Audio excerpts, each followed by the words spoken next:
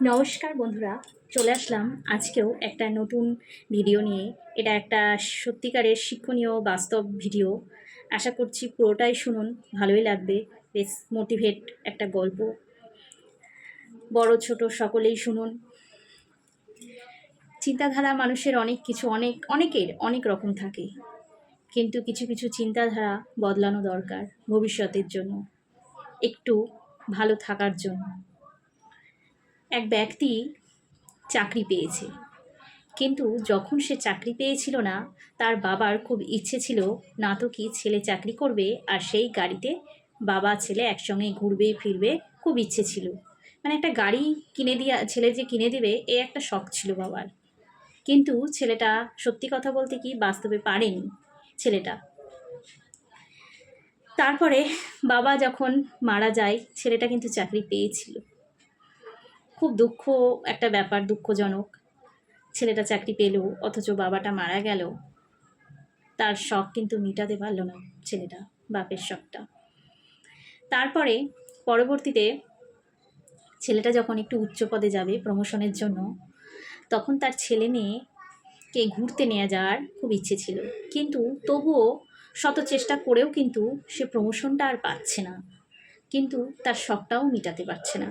তখন বাধ্য হয়ে ব্যক্তিটি কী করলো, একটা সাধু বাবার কাছে গেল তার কথা জানাতে, বা এই যে এত সিচুয়েশন যাচ্ছে ব্যক্তিটির, সেই সিচুয়েশন থেকে কিভাবে সে উদ্ধার হবে, তার জন্য কি করলো, সে কিন্তু একটা সাধু বাবার কাছে গেল তার কথা বলতে, বা এই যে এই অবস্থা কি করে ও মুক্ত হতে পারে তাই জানাতে। তখন সাধু বাবাটা তাকে কিছুটা যুক্তি দিল। না তো কি, সাধু বাবাটা বলল, তুমি দেখো, ওই একটা বাগান আছে আমার, সেই বাগানে সব থেকে ভালো সুন্দর যে গোলাপটা, সেই গোলাপটা তুমি আমাকে এনে দাও। সাধু বাবাটা সেই ব্যক্তিটিকে বলল। ব্যক্তিটি তার পুরো ঘটনার কথা বলল, যে আমি এইভাবে কিভাবে আমি উপায় হব, এই নিরাময় হব, এই উপায় থেকে কোনো কিছুই আমার দ্বারা হয়ে ওঠে না। মানে সুখ চাই কিন্তু পাই না, যখন যে সময় চাই সেই সময়টাই আমি পাই না। ও কিন্তু ওর পুরো ঘটনাটা বলল।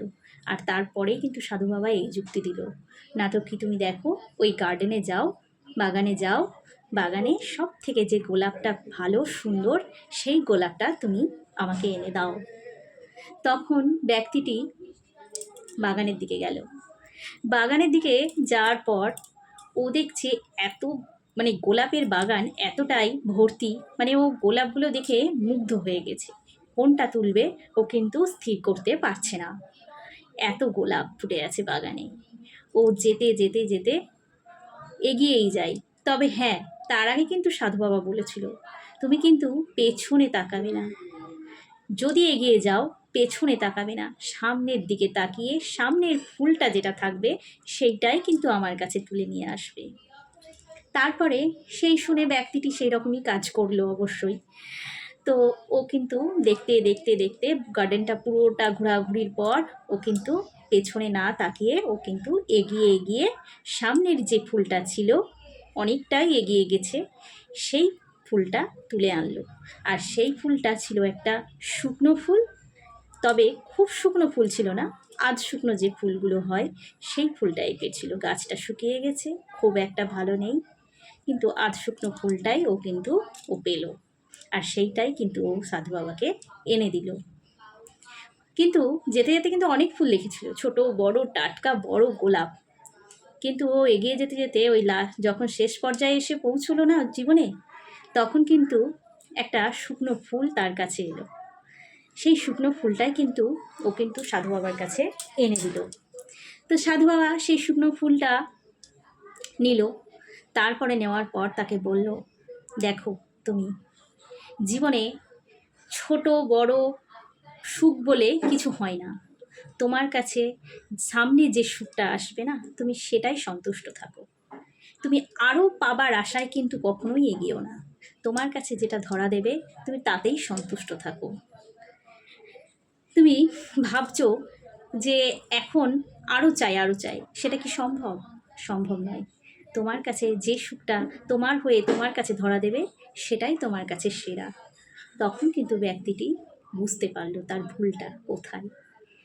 তখন থেকে সেই ব্যক্তিটি সেই মতো কাজ করে গেল। তখন তার ভুল শিক্ষা হয়ে গেল, যে ভুল থেকে একটা শিক্ষা পেয়ে গেল।